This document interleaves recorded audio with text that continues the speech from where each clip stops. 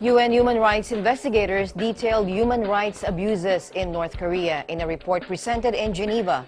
Eagle News Service Switzerland correspondent Jimmy Hipolito has more.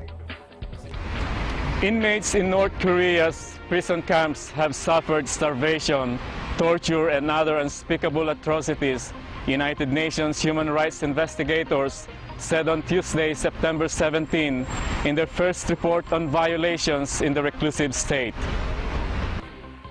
The paper, swiftly rejected by Pyongyang, uncovered a pattern of human rights abuses.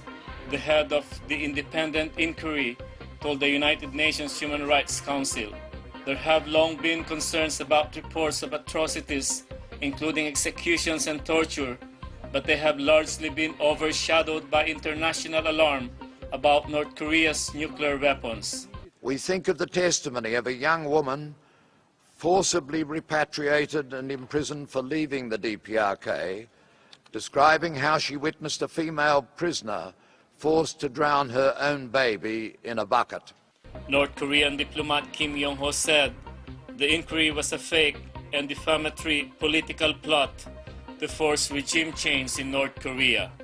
My delegation totally rejects the oral update by the so-called Commission of Inquiry on the human rights situation in the Democratic People's Republic of Korea. The oral update is another copy of faked materials on the situation of human rights in my country. Kirby, a former justice of Australia's top court, told the council that some of the testimony had moved him to tears, including that of Mr. and Mrs. Yokota, whose 13-year-old daughter Megumi was kidnapped in 1977.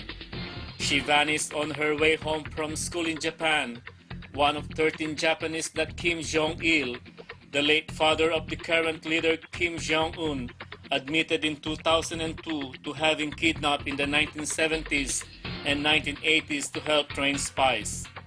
Pyongyang has said 8 of them are dead, including Megumi.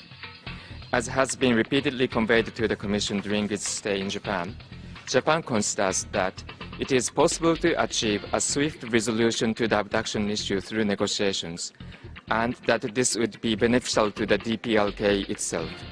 At the same time, it is vital that the international community continue to voice its concerns. The investigators who have had not access to the country, despite repeated requests, said that testimony by defectors and other witnesses and extensive evidence stood unanswered. Kirby challenged Pyongyang to produce an ounce of evidence in its defense. Reporting from Geneva, Switzerland, Jim Hipolito for Eagle News.